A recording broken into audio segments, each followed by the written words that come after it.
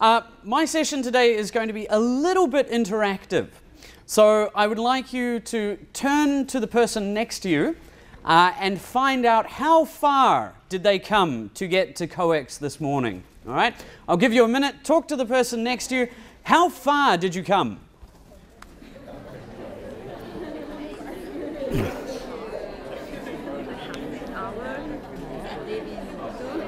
Where do you live? Oh, Mokdong. Okay, that's not too bad. Where do you live? Oh, both in Mokdong? Where do you get here? Oh, about an hour? How about you? An hour and 43 minutes. I'm coming from Yongpyong. Yongpyong. Ooh, that might be one of the furthest ones, I think. It's pretty far. Yeah. It's another state.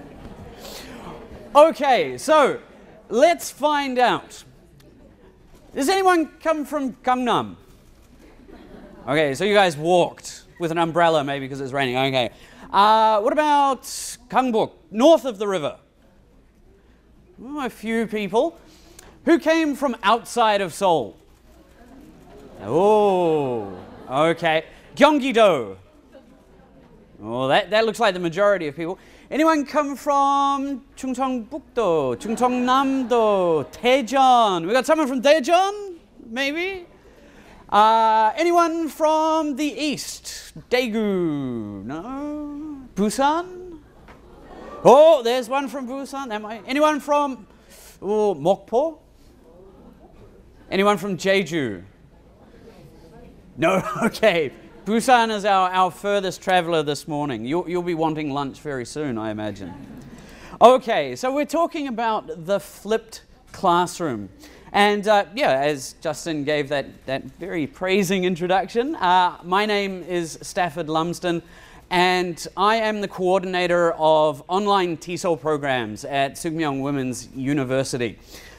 We deliver a mix of fully online classes as well as blended classes where some components are online and other components are offline or in a brick and mortar kind of setting.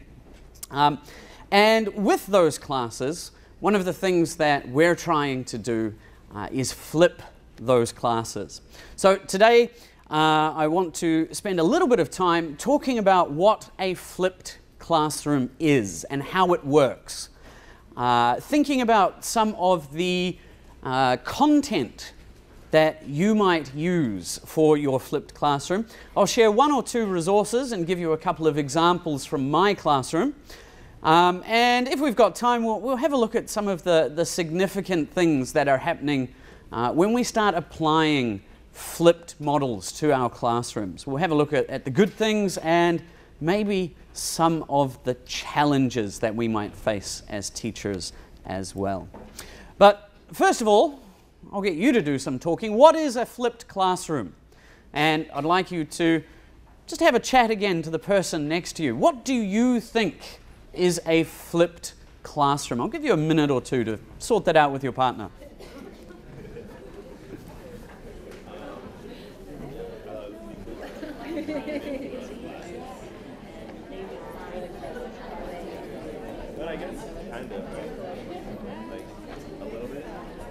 What's a flipped classroom? So we think it's either that the kids do more work than the teacher, like they produce, or they're That sounds like heaven rather than anything else. Or the kids teach each other. Ah. Okay, so actually before I show you this one, what do you guys think? What is a flipped classroom? Yell it out. I think you're going to have to be really loud. I don't really need a microphone. What is a flipped classroom? Change the procedure. Change the procedure. Definitely. Definitely something about change. That's an important word when we're talking about our flipped classroom. What else?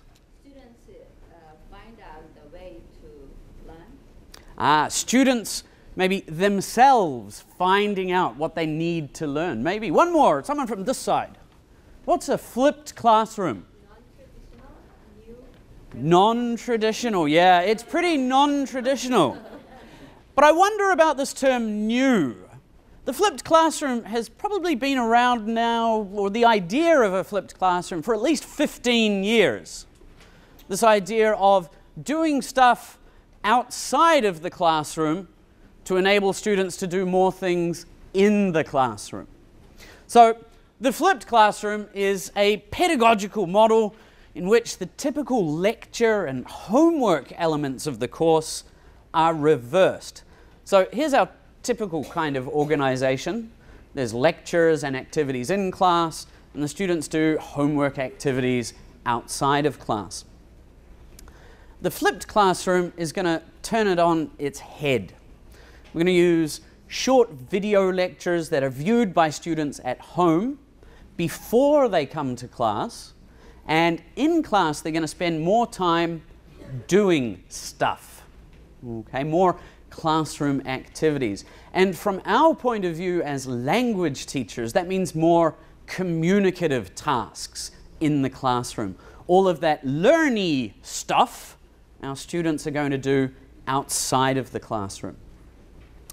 So sort of the academic speak comes in here a bit. And Abasakira and Dawson define the flipped classroom as a set of pedagogical approaches that move most of the information transmission teaching outside of class. And they use class time for learning activities that are active and social. And again, for us, I would add communicative to that one. And it requires the students to complete pre- and or post-class activities to fully benefit from in-class work. I'm a bit of a visual learner. I don't do well with words. This doesn't actually mean much to me. So I made some boxes and some graphs. Imagine the typical language lesson. You're familiar with PPP, for example. Yeah? So in a typical PPP language lesson, instruction is spread between doing things like showing the students the language, then having the students do some controlled practice, getting them to accurately reproduce that target language. And then the final part of the lesson is something more fluency-based. We might get our students to do role play or some, I don't know, problem-solving kinds of activities. But what if we could get the students to do that knowledge learning part at home by viewing videos and doing more solo practice kinds of activities so that we could spend more time in class doing those communicative activities? That is the flipped classroom. We're going to take all of that maybe sometimes boring stuff, that teachering kind of stuff, we're going to give it to our students to look at their own pace in their own time. We're going to spend much more time in class doing communicative kinds of activities. So how does it work? How long is a piece of string? This is one of the more contentious kinds of questions that arise when we start talking about the flipped classroom, because there's no single model of the flipped classroom. The term is widely used to talk about any kind of class where the students do stuff at home that prepares them for the things that they're going to do in the classroom. Or, pre-recorded lectures followed by in-class activities. The benefit of this kind of definition is that it gives us a lot of room as teachers to work and experiment and find out what works well with our students. So let's think about the traditional class for a minute. And again, I want you to talk to the person next to you. What happens in a traditional class? What's the order that things happen in a traditional class? I'll give you a minute or two to talk to the person next to you.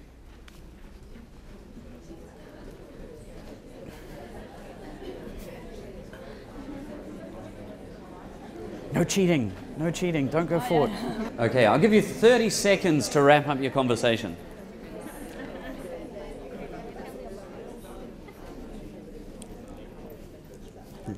Technology. Okay, so I think we're all familiar with a traditional kind of classroom.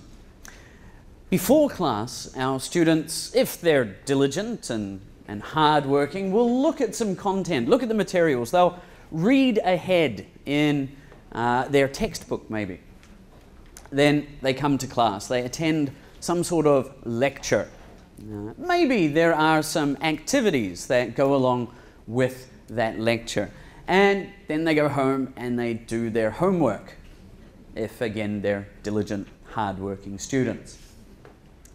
The flipped class is a little bit different. Before class, our students are going to prepare to participate. They're going to, if we think about language learning, we might give them something to look at that talks about the past simple tense. It might be that we spend some time in the materials that we give them activating their background knowledge, setting the context for the lesson, so that when they come into class, they're already got something in the back of their minds about the topic that we're talking about. In-class time is spent participating, doing all of those wonderful communicative language tasks that you already do in your classroom. But now we've got much more time to do it. And we can spend a lot more time, working in pairs, working in groups, and responding to the kinds of things that we see happening during these communicative language tasks. Error correction, helping students understand things more, checking their comprehension and their understanding, before sending them away again to, more formally perhaps, check their understanding by giving them some quizzes or some follow-up materials to have a look at. So the flipped classroom really is turning it upside down, giving more of an importance to those communicative tasks and preparing our students more outside of class, giving them things to set them up or prepare them for what they're going to experience in class. So that's all pretty simple stuff. It's upside down. Students are going to do the learny, teachy stuff outside of class. They're going to come into class and they're going to do things. What things are they going to do? This is where it starts to get hard for us as teachers, because we need to first consider, where are we going to get this stuff? Are we going to create materials, or are we going to curate materials? Because I don't know about you, but I'm really busy and I don't have a lot of time to be creating new materials for my students. I rely on publishers, for instance, to provide me with textbooks that I can use in my classroom. So are we going to create new materials for this flipped model, or are we going to curate information for our students? This is the first important question that I want you to spend some time talking about now with the person behind you. Are you going to borrow or buy, maybe not buy, borrow existing materials, or are you going to build your own materials? Talk to the person behind you. Think about what is practical for your current teaching position, or your current teaching context. What are you going to do? Create stuff or find stuff? I'm going to give you 2 minutes. Behind.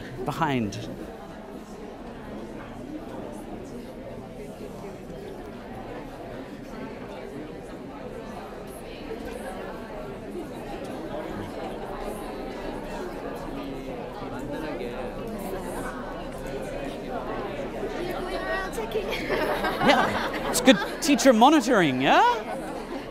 So, are you going to spend time making things, or do you think you could find some things? Where are you going to find some things? Online materials for the new ones. Yep.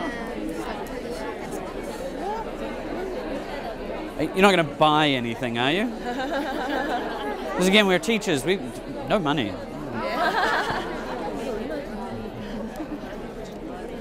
Who's talking? Share with the person behind you. 뒤에서.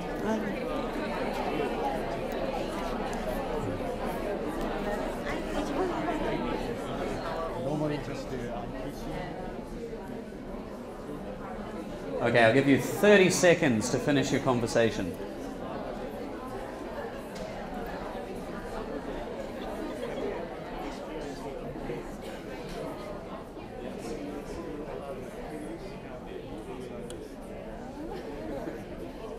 Okay, so let's take a quick poll.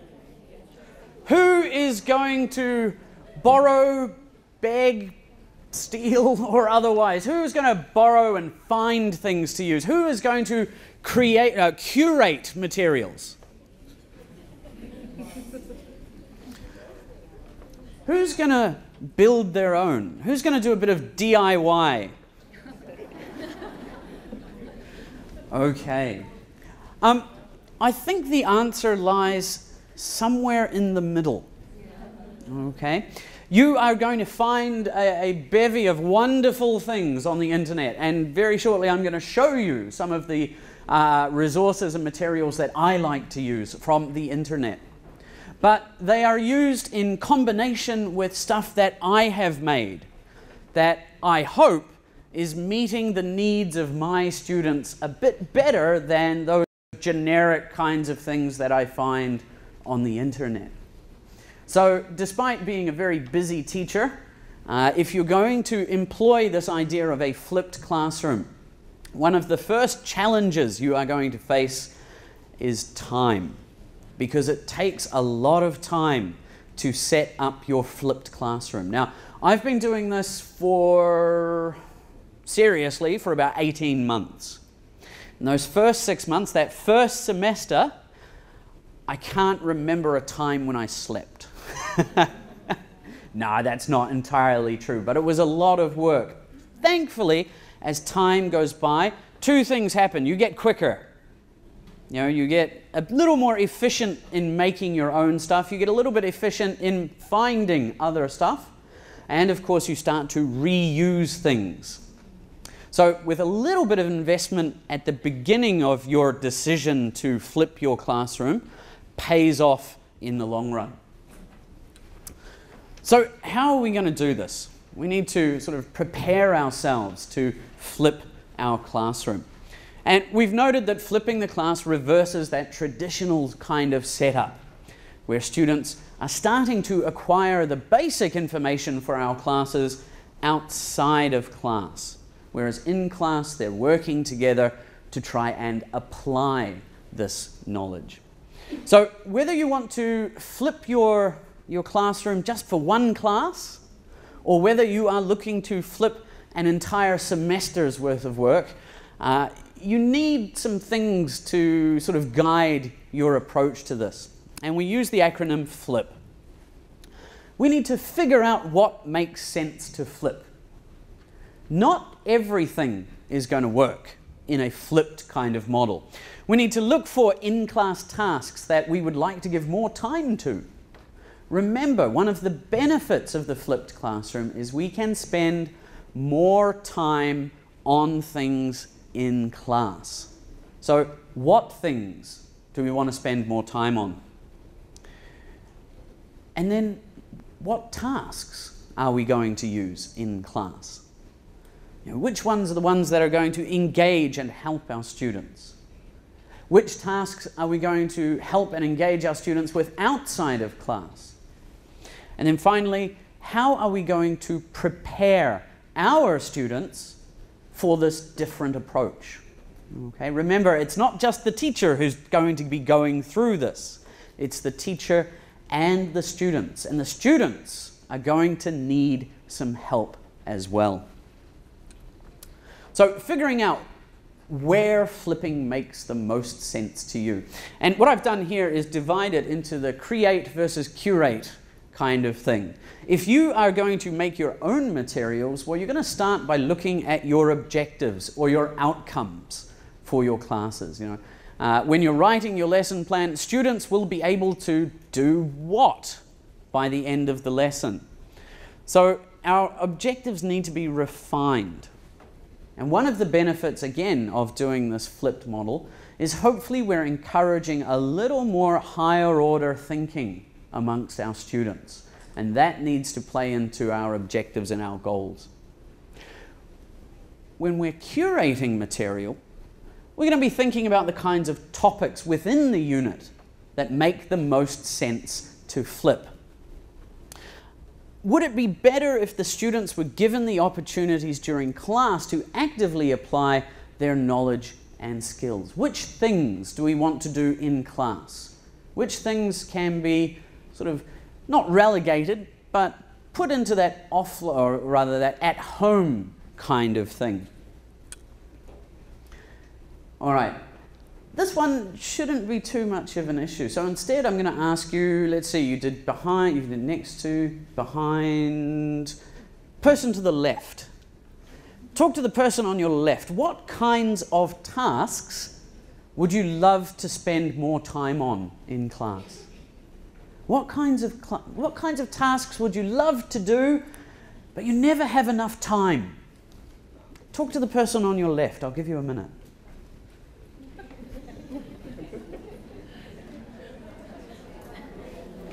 Left, this way, left.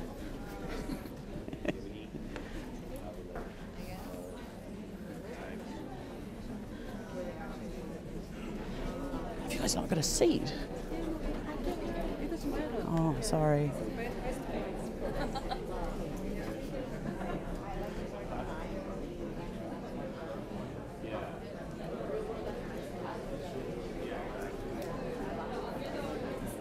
Okay, I'll give you 30 seconds.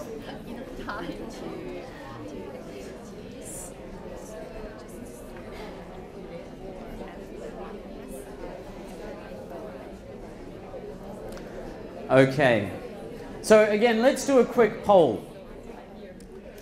Who here has ever created the best task-based lesson ever invented by a teacher, and the students have gotten halfway through the task and you've run out of time? Me. Happens all the time.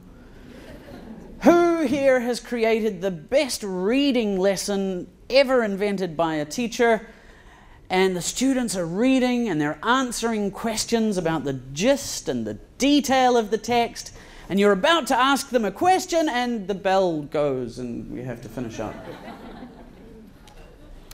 These are the kinds of tasks that we now have the opportunity to give a little bit of extra time to.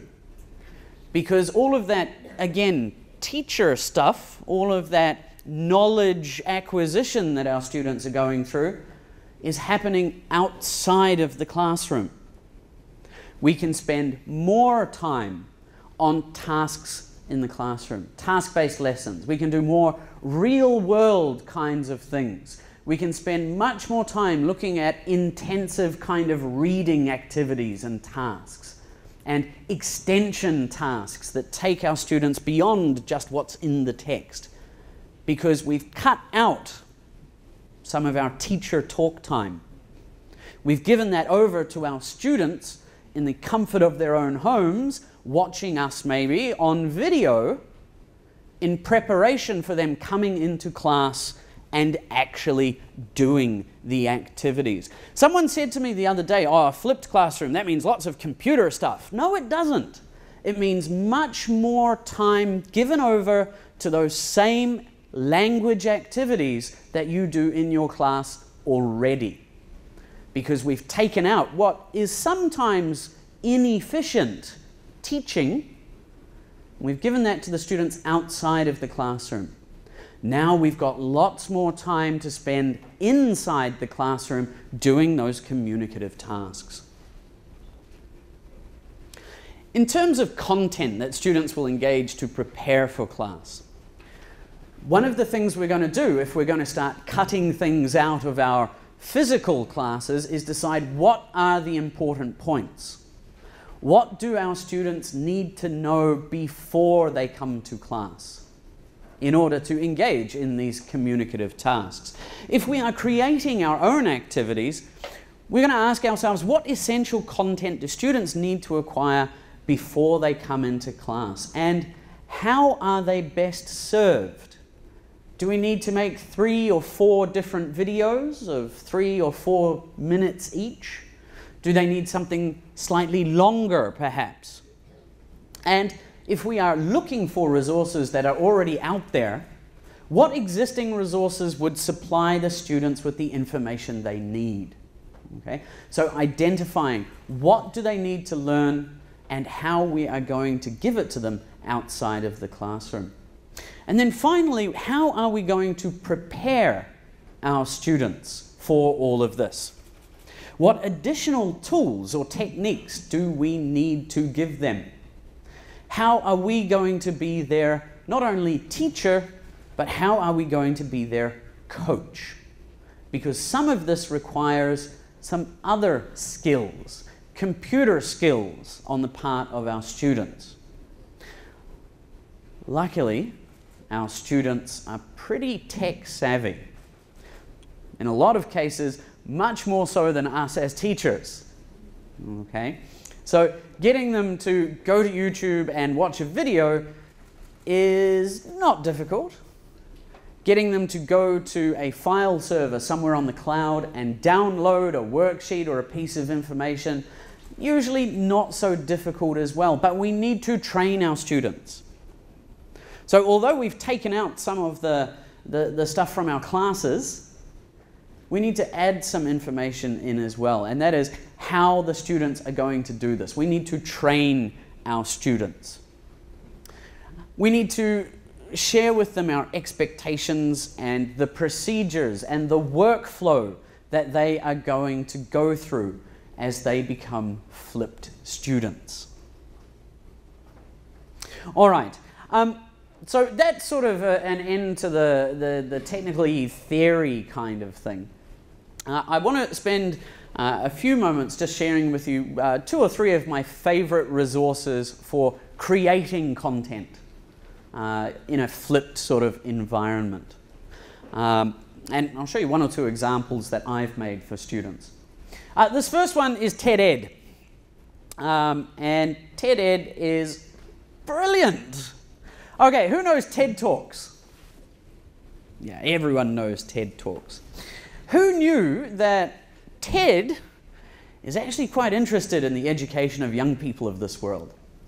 They've put together TED-Ed as a resource for teachers. And for each TED Talk listed on TED-Ed, there are accompanying videos that go much deeper into some of the content that they're talking about in their talks. And teachers have gotten together and have created whole lesson plans based around these videos on all sorts of subject areas, not just English language learning. Science, math, the history stuff is a little bit North American sort of oriented. That might be fine for some people. But the whole stuff is there. Whole lessons, whole units based around video content. And you can see that the teachers that have put them together clearly outline, this is the stuff that your students are going to watch before they come to class. These are the things that they're going to do in class. I love TED-Ed for its simplicity, the fact that it is created by teachers, and it's quite clear what we have to do as teachers. There is a lot of content, and you can spend hours just looking through the different things in TED-Ed. My second favorite resource. Not frogs. PowerPoint. Okay. In the, PowerPoint 2013 and above, you have the ability to make voice annotations to PowerPoint slides so that you can play a PowerPoint and you can record a commentary over the top. And it spits it out as a video file. You can then upload that video to whatever video sharing service you want to use. And it's completely free and part of PowerPoint. The files are generally, sometimes they're a little large. You've got to tweak with the settings. You don't want sort of 3 gigabyte PowerPoint videos to upload. But this is where I started making content with my students. Sitting in front of PowerPoint, clicking through and recording some comments for each of the slides. And this is something that you can do. I encourage you to go home, open up PowerPoint and start recording stuff. Then upload the video that it spits out to YouTube and share it with your students. Well done, you've just started to flip your classroom. It's as simple as that. Okay? So the tools that you already have are sometimes the most useful. Who knew PowerPoint would get so good? Okay. In your handouts, you should have this address. We're not going to watch it now, but this is an example of someone who has done exactly that. They have taken some PowerPoint slides, they've recorded a commentary over the top, and they've uploaded it to YouTube. I believe this is for a geography course. Okay. I should also say that this particular teacher has used an app on their iPad called Paper to sketch out each of the slides, and then has sent it to PowerPoint and recorded a video. Again, using the tools that you already have at your disposal makes flipping your classroom a lot easier. And then we have ELLLPO.org, the English Language Listening, three L's, it gets me every time. English Language Listening Library. There we go, ELLLL. Okay. And this is particularly good for us as language teachers for encouraging listening and reading. This site has literally hundreds of thousands of recordings of people speaking in English about all sorts of different topics. Usefully, not only does it have native English speakers, but it also has English as a second language speakers recorded in these little vignettes. They're all little MP3 files. There are monologues, there are dialogues between two or more people. And on top of all of this MP3 content, there are worksheets and lesson plans for you as the teacher and the worksheets for your students. Now, so far I've been saying, the flipped classroom is all about video. Well, it could also be about audio.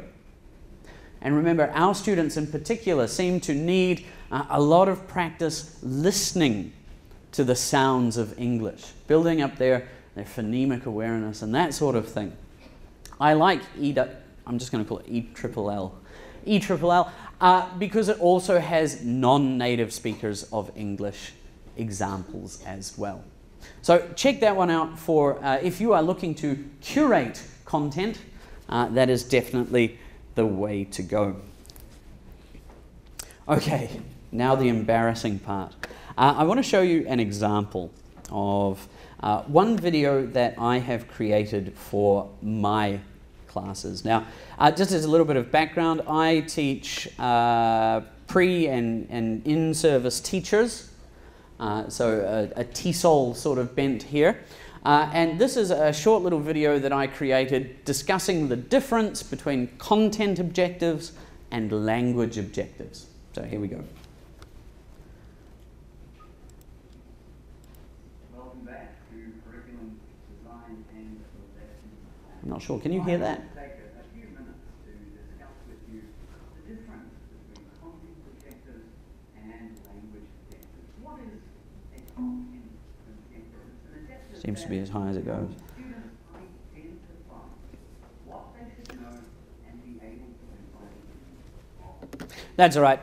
I'll talk over it because what I'm saying is not that important. Well, not to you guys. To my students, it's terribly important. So just to sort of let you know what's happening here. The first thing I did was create a PowerPoint. We actually use Google Classroom at Sookmyung, so all of my PowerPoints and things are in Google presentations. So I've created the PowerPoint, and I'm just presenting it on my screen in my office. But I'm also, here I am down here, talking over the top of it. Now, my students have said to me, hey, it's really cool that you've made these videos, but we want to see you. And I was like, what? So in response to my students' request, I've started putting a video over the top of these little presentations because they feel that they just get a little bit more from it when they can see their instructor's face. Something about, I don't know, non-verbal communication maybe. And if you haven't noticed already, I'm one of these people that talk with my hands a lot. Here, I'm sitting on my hands, trying not to do it on video. And so I've created this 4-minute little vignette, I suppose, that goes through looking at 2 different kinds of objectives. The benefit of doing it in PowerPoint is that, again, you can record it and you can make it look kind of animated. The animations will work. So if you want to get sort of snazzy and fancy in your PowerPoints, you can do that as well. One thing to note, if you're making video content, make sure the lighting is good. Okay? I've uploaded this to YouTube at 720p HD, and yet the video quality itself is not that great. And that's because I'm just using a webcam. It purports to do HD, but yeah, the students say, oh, we really like to see your face, can you make it bigger? And no, I can't make it bigger because that's going to start obscuring some of the content in the slides. One thing that I need more practice in, and you'll see it in this slide in a minute, is blocking out part of the slide for the video. See, I've gone over the top here. Okay, so I start getting really picky about these things as I start creating videos. But in the last 4 minutes, I've been able to share with my students the difference between a language objective and a content objective. And they now come to class with that in mind, ready to do tasks around this idea or around this difference between the 2 kinds of objectives.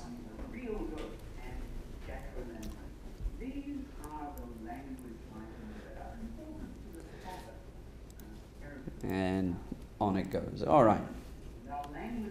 So this one actually was more in response to my students. This is supplementary material that I created after class because my students said to me, hey, we're struggling with this understanding. What is the difference between a content objective and a language objective? So I made this video in response, shared it with them via Google Classroom, and they felt a bit better after it, having watched the video. This one is an example of something that I would prepare for my students before they come to class. This one's a bit longer. This is 15 minutes worth of content. That's 15 minutes I saved in my classroom the next day because I didn't have to talk about this. My student had already gone through the lecture part of this class at home. So here's just, this one might be a bit louder, hopefully. No, it's not.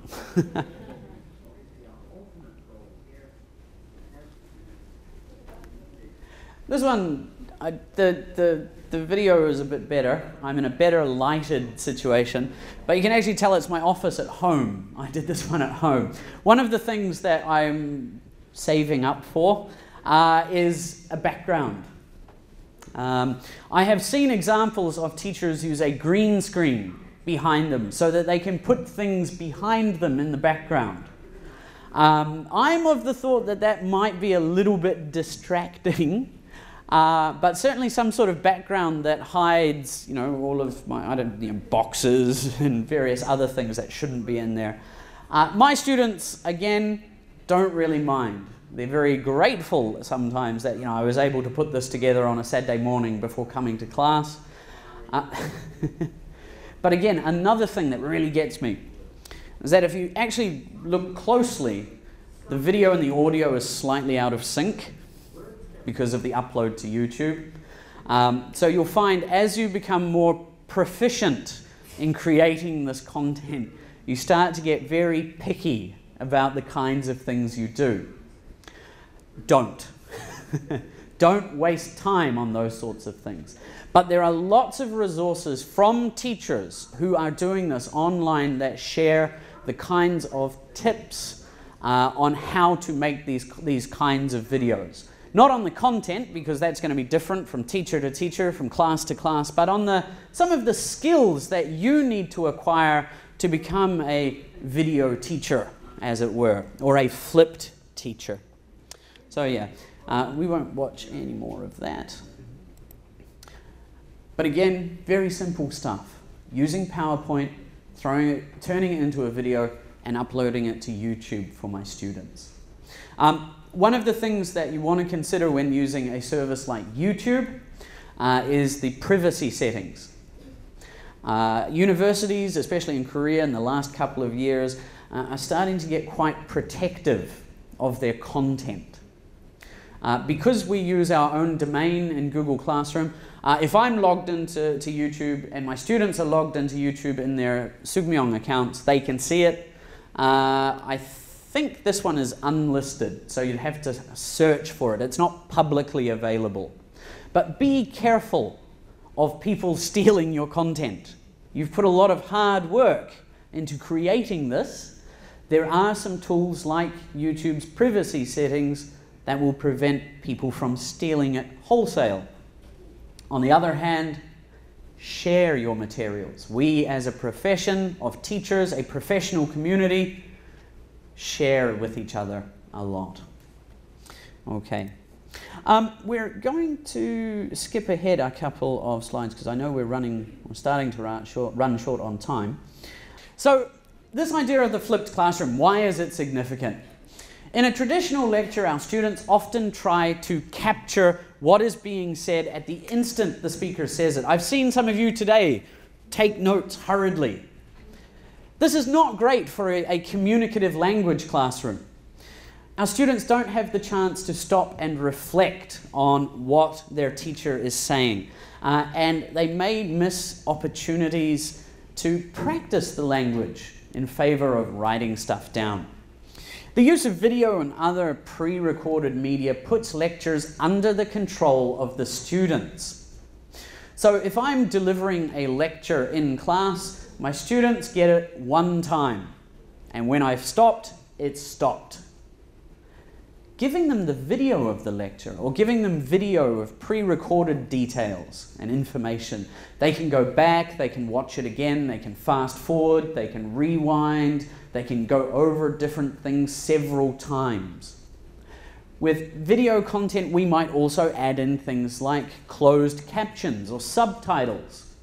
And this is of much use for those students who are studying English as a second language. So the video allows our students to really take control of their own learning.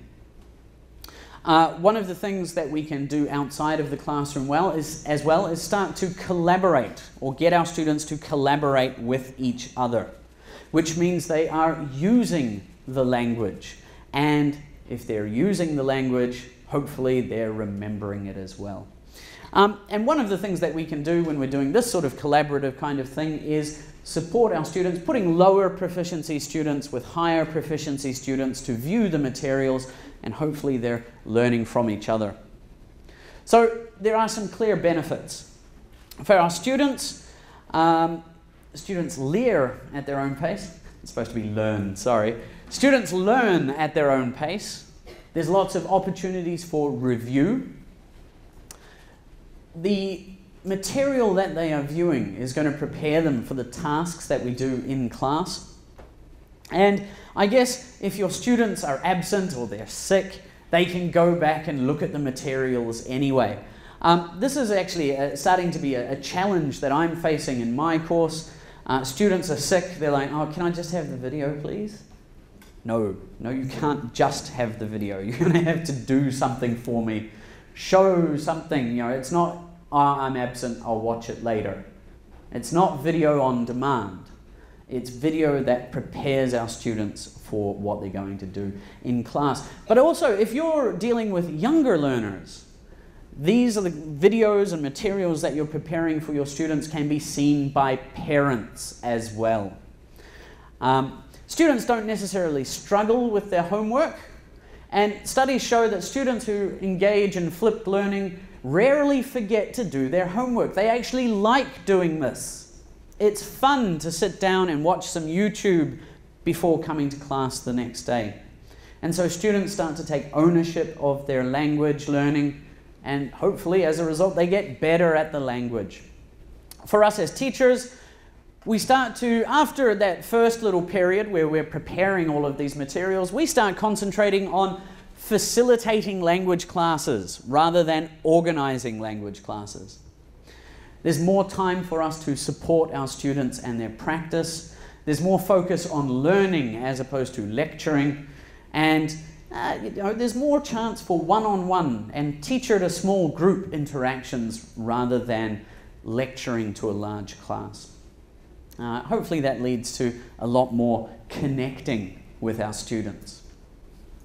But what are the challenges? And I've mentioned one or two just then. So we talk talk to the person on your right this time. What do you think are some of the challenges that we face if we are flipping our classroom? I'll give you a couple of minutes. Okay, all right, I'll stop you there. I wonder if there's anyone brave enough to yell out their idea. What do you think the biggest challenge is that we face as teachers trying to flip our classroom? They don't watch the video. They don't watch the videos. That is a big challenge. The situation of Korean education. Can you tell me a little bit more? Okay, so I'll quickly paraphrase two things there. I think the first one is time. Our organization time, if we're in a public school or if we're in a hagwon, we don't have a lot of time to do this kind of stuff. Guess what? Even as a university teacher, I don't have that much time for this kind of stuff. The other thing was that our students are a little bit passive. Okay, maybe that's the related to not watching the video. So I'll do it later. I've got real TV to watch, maybe. Okay, right. This is the school. This is where I'm doing my learning. This is home. This is where I'm doing all my homey kind of things. Yeah, there's that separation of, this is where I do this certain thing, this is where I do the other thing. I think if I can quickly address that one, because that's a really interesting point. What about the subway? The subway is a center of learning and interaction online in Korea. So where was our person from Busan? Did you catch the KTX today? What did you do while you were on the KTX? Sleep. It is pretty early. What are you doing on the way home back to Busan? I bet there's a bit of phone-based internet kind of stuff going on there. I think to answer this one and to answer the thing about the students don't watch the video, it's all about training our students. And one of the benefits of the flipped classroom, especially in Korea, where we are blessed with such beautiful and wonderful infrastructure, is that this kind of stuff can happen anywhere. Okay? We talk about CALL, computer-assisted language learning. We talk about nowadays MALL, mobile-assisted language learning. It's anywhere learning. The flipped classroom, the word classroom is a bit of a misnomer. Okay? A lot of it is happening in the classroom, sure, but this preparation doesn't have to, or can happen anywhere. Now, I work with slightly older students, obviously, but they tell me they spend a lot of time dealing with the content that I provide to them on the subway, because they're coming, at least an hour to get to class. So, student training, getting our students to think when and where they can view this. If we quickly go through the downside, I might be brave enough to allow you some questions at the end. Downsides, the flipped classroom is not easy. It's not easy to start, and it's easy to get wrong. It requires very careful preparation. Recording lectures requires effort and time on part of faculty, and out-of-class and in-class elements need to be carefully integrated. Okay? And to me, again, that says we need training, not only of our students and how to address this flipped model, but also we as teachers. So it can be a lot of work, and it will require you to learn new skills.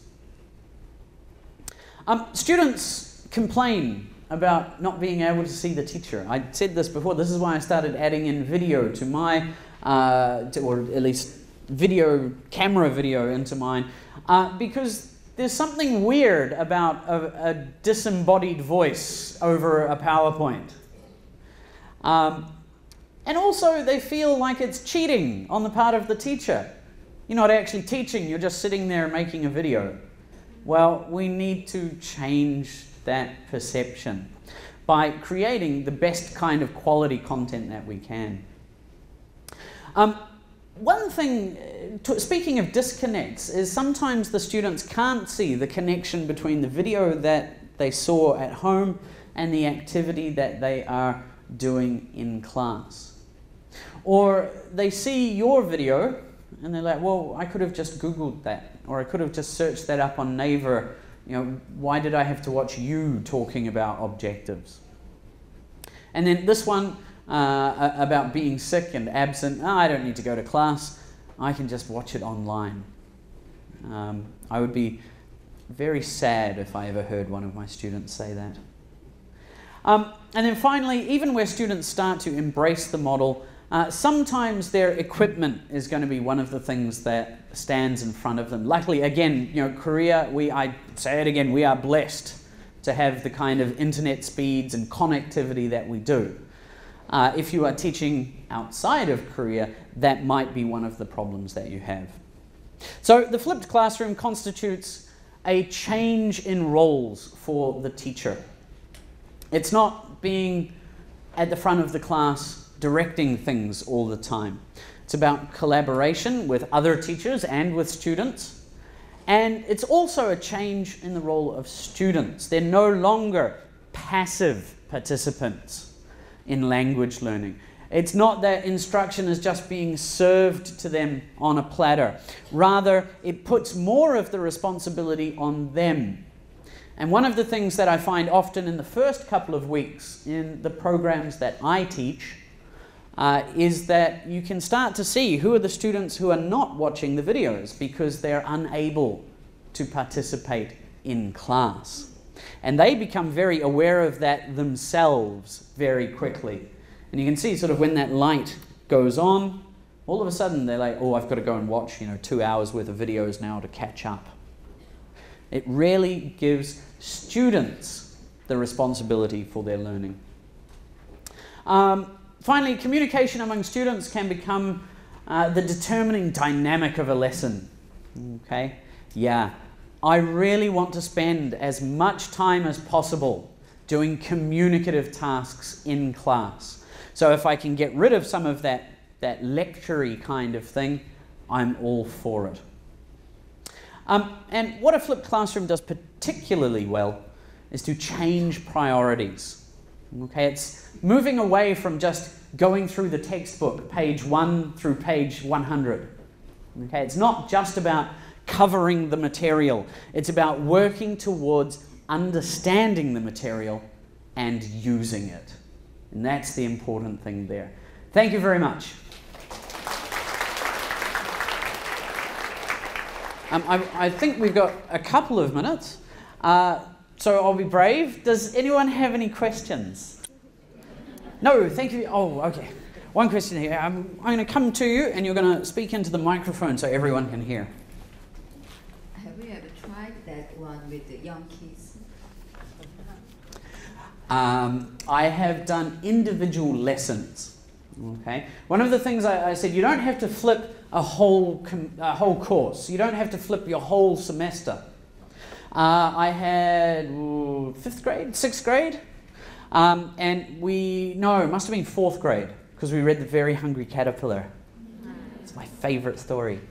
And so before class, I got them to watch 2 2-minute videos, one on the days of the week and one on fruit names, so that they came to class hopefully not necessarily knowing, but with an idea about Monday, Tuesday, Wednesday, Thursday, Friday, and about the different fruit that they were going to see in the book.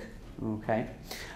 With young learners, we spend a lot more time activating background knowledge and sort of transitioning them into thinking and speaking in English. So in the flipped model, we use that rather than giving them grammar and information. We just use it to set context and to get them thinking about it. Now, I could have just said, okay, watch this video on YouTube. But no, I went and I made my own video to try and meet the needs of my students a little bit better. So yeah, you can do it with young learners, but you have to be selective as to how you use it. You're not going to teach the past simple in a video that your students are going to watch and then they're going to come to class knowing the past simple. Instead, with young learners, use the flipped model selectively, and I tend to use it a lot to, again, activate background knowledge. Give the students an idea about what they're going to see in my physical classroom. Okay. Any other questions? All right, I got off pretty easily then. All right, thank you very much.